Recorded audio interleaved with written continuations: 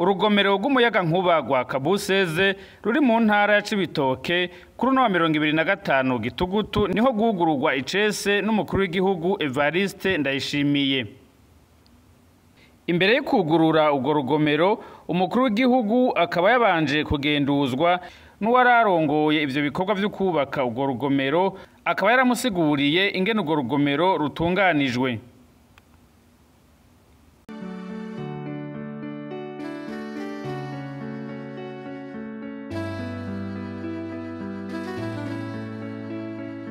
Mu ijambo yashikirije, umukuru w'igihugu akaba ashima ko urwo rugomero rutevye rukarangira gukorwa, naho nyene ivyo bikorwa vyagiye birahura n'ibibazo bitandukanye. Uyu mwana turiko turigina uyu munsi ni umwana twari twararindiriye kandi turaruha. Uru rugomero rw'umuyagankuba bari abana babiri bari kuvukira rimwe, yaramahasa. Umwe yanigiwe mu meshi arapfa. Uyu nawe nsanga aracagoyagoya, nawe nyene yari kumfiro. Ncasanga hariho abantu muri iki gihugu cacu batipfuza ko umuco ubaho mu Burundi. Uwo yapfuye ni Mpanda. Uyu nawe yahatse gupfira mu meshi nawe nyene, mugabo kubera twabonye uwa mbere ingene yapfuye, twarakoze ibishoboka byose kugira ngo uwabeho. Igihe nari ngitangura amabanga, mu byo narinzi bizoduha umutahe wari umuyagankuba. Ncasanga abo dukorana abandi bari kumva, indongozi zari kumva ko dukwiye umuyagankuba, nizo za mbere zitawushaka. Nsanga muri regidezo bugaye amamoteri yari kuzana umuyagankuba wa meagwatt 5. Sanga barugaye, sanga urugomero rwa Mpanda barariye amahera yose baca barigira, sanga ngaha KABU16 iri kumfiro. Numve yuko rero uwo munsi n'umwanya wuko dushobora kugira umunsi mukuru, kuko murumva ko umwana yavutse agwaniwe. Ngo umwana w'imfuvyi abagayotsa. Tuje kuhugurura, hariho vyinshi bitarakorwa. Ibarabara ntirirakogwa, mugabo bakera barabivuze bati umwana w'imfuvyi abagayotsa. Twokwishinga ngo turindiriye ibarabara, twava dusanga nibibavyononye. Kuko twabaye tukigize ngo tugerageze imoteri ya mbere, baba bariyivye ivyuma vya kabiri, baba baravyivye. Numva n'umwana yavutse hariho abatamushaka, baravyivye. Turakora uto dushobora, turagira iperereza, turabitora iyo vyagurishirijwe. Mugabo gushika ubu sinemeza ko uwo yavyivye atari kwakurikira politike y'ukwanga umuyagankuba mu Burundi. Niye cerekana yuko ata abantu bashavujwe n'umuyagankuba ko nzi bari bawishe. Nta kivyerekana. Nawe nyene yego nivyo yaracira urubanza, nta iramukubita mu gahanga. Turashobora gutora n'ivyo vyuma yari yivye, turabigarukana ngaha. None no munsi urugomero umuyagankuba uruguruwe, Imana nene nahazwe mw'ijuru. Ibi rero ni ikimenyetso cy'uko nta muntu n'umwe ashobora gutunga adaciye mu mpagatanya. Kandi murabizi no mu ijambo ry'Imana niko bimeze, utarushe ntushobora gutera imbere. Mugiki ni ikimenyetso kugira tumenye yuko basenibarati bariho muri Burundi. No ngaha ndazi ko ejo muzokumva bavuga yuko ataco dufise. Ko ndababwire mu minsi heze murazi twavuze tuti abarundi dukore gushika umunwa wose uronka ico ufungura, umufuko uronka amahera. Hariho abantu vyababaje cane babonye mu Burundi atakwashika ivugwaho, babonye abantu bafungura, baca bagenda mu binyamakuru bandika ngo mu bihugu vya mbere bishonje ku isi ngo ica mbere n'Uburundi.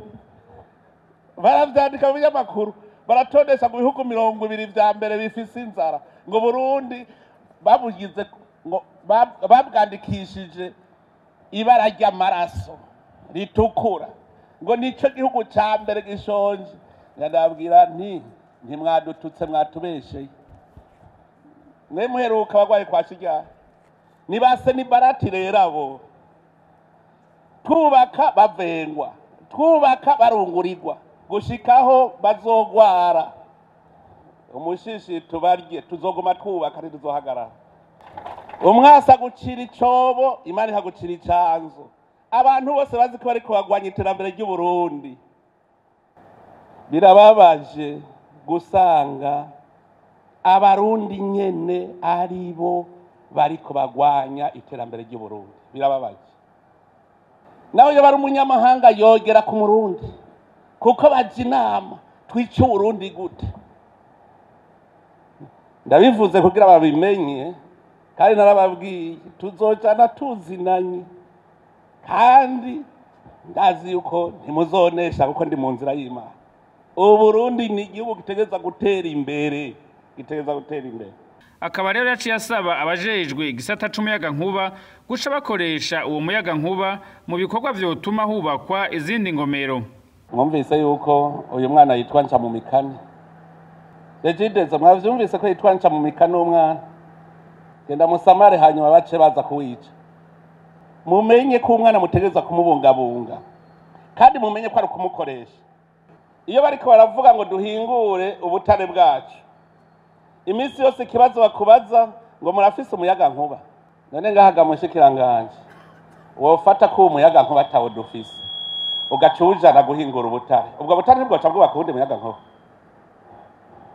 None ntitworya ubwo twahora ko basha turavuga tuti kuva ubu utwihe mu myaka 2 dukoresha umuyagankuba tube turosa amahera yo kubaka uwundi muyagankuba. Ubu se umutare turosa kandi nayangurane duca tuyiriha muri ubwo butare nyene. Erega hariho ubutare butagoye guhingura. Dufise ubutare bw'icuma ahanyene mu Cibitoke we butikinanyana. Dufise umusozi wuzuye ubutare bw'icuma twarabucaje kupima muri Afrika y'Epfo. Gendo hitane umushikiranganje w'amahinguriro muce muhamagara abantu bose bafise imigambi yo kugira amahinguriro mato na manini hanyuma mubereke ingene muzobaha umuyagankuba kuko no munsi banka gukora amahinguriro avuga ngo umuyagankuba azokura. Genda muhagirisha inama kuko ajya amahinguriro nayo igihugu ni gwanyu hanyuma nawe nyene weho niho bijejwe nayo tujejwe ubutare. None aha kugenda ukavuga uti ubu rero turarosa umuyagankuba hariho ubutare bworoshe guhingura. None ntiwoca ubu nyene uvuga uti mbanze nyene mpere kuri iki nyene jewe nyene ntituzanye kugira tuwicarike umuyagankuba tuzanye kugira ukore. No bwa mbere Regidezo itaza amahera yo kubaka umuyagankuba sivyo ndabesha so bwa mbere Regidezo miliyari 15 Regidezo kazitanga zo kubaka umuyagankuba so bwa mbere. None abandi bahara bayashira yayakuye abandi bahara bayashira. Umunsi umwe natumye nabajeje Regidezo none ko mubima amatara nayo mubaha ku buntu canke barayagura. Ibaze ntuze abantu ntibariko baragusenga amatara barayariha ugaca wanga kuyaza nantuze. Oya ni wiyumviye murabateka mutwe boyiki. Regidezo umuriko murakora ibintu nababwiye Regidezo jeje musazo bagiye bariha amatara bahejeje kuriha muca mwegeranya ry'amahera mugaca mugira iyindi mihora mugaca mugira yizindi ngomero hajya amahera nta kindi ajejwe gukora. Mugabo zawumva conseil d'administration mwamenya no munsi umwaka tungutsa ngahe wazanye mutahi wangahe wewe ngo tungutsa ngahe ngurumva rero ngo tantième ngo 13e mois mwe ugabura amadividende utazanye mutahi. Reka bijyana ibiteraso abantu bagakora ngo conseil d'administration ngo dutwara ngahe wewe warazanye mutahe aho uja kugabura dividende nimwamushaka kugabura amadividande zana imitahe mushiremo abene gihugu bashize amahera muri regidezo kubera iki conseil d'administration ishiza kurya inyungu abene gihugu mwabibagiye co kimwe n'indongozi zirongoye ibisata bitandukanye akaba zisaba kwiha intumbero yo gukorana n'abikorera utwabo mu kugwiza umwimbu batarinze kurindira abababwiriza ngo ndindiriye intumbero twumvikana ivyo ntarivyo muravuga mwebwe ndacarindiriye intumbero siko muvuga idosi kamara ukwezi kose umwene gihugu ariko aratama ngo ndarindi ngo sindaronka intumbero hano ja mubiri wanyu mwese nsa gusanga amasinyatera agira gaha ngo ndindiriye intumbero ministre je ndashobora kumutwara nkamumarana ukwezi none muca mwese mwicara ngo ministre si hari ngo ndindiriye intumbero ya ministre kandi namutwara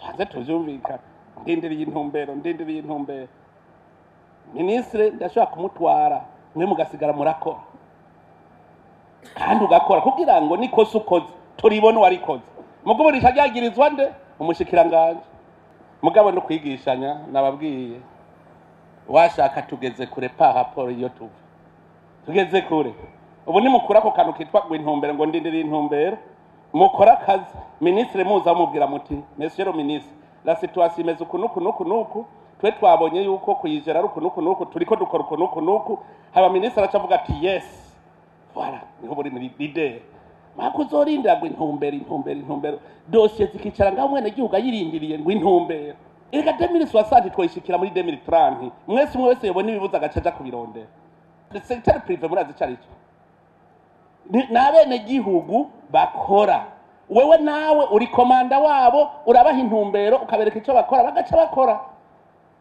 none sinavuze ngo turime chaque bouche yamanje twavanga ivyatsi bitaribwa tubihindura ibiribwa genda murabe mu mugamba ingene biriko biragenda nije ndiko ndaharima indongozi rero aha muve ngaha mukize nkobo abajejwe amazi abo bahame murashobora kuvuga muti nta muntu yoza kwemvesesa mu gisata cy'amazi ko nubundi mbona ibido muri ko muyigura amajana 4 kubera iki utokwemvesesa mu gisata cy'amazi baze barakugurira amazi sa y'igihugu we nawe turaguhaye abene gihugu baze baraguha nivyo biragoye kwe amen biragoye murashobora kugira politique dolo dans 2 ans mugasanga nta mutumba n'umutari kwa amazi mu Burundi bwose birashoboka mugabo nuko mutari concentra mwicara ubu umuyagankuba wewe regide zashaka kuvuga uti je nashikanye kuri central ntabashaka kugira amabarabara guca amabarabara investissement yawe izogaruka n'inyungu yawe uyironye bamuza muriga amasolution ku bibazo nka mufisi murondera abahinga ukavuga ati nta mu privé yonkoreraga nta mu privé yokoraka nta mu privé yokoraka dusanga twateye imbere ni mwigerero gukoresha aba privé muhimiriza abene gihugu bubake mu bisagara no mu bigwati kugira ngo tubahe amatara n'amazi basanzaye ntibazoronka amatara n'amazi mwe mu byumvise urwo rugomero rwa KABU16 bikaba bitegekanijwe ko ruzotanga megawatt zigera kuri 20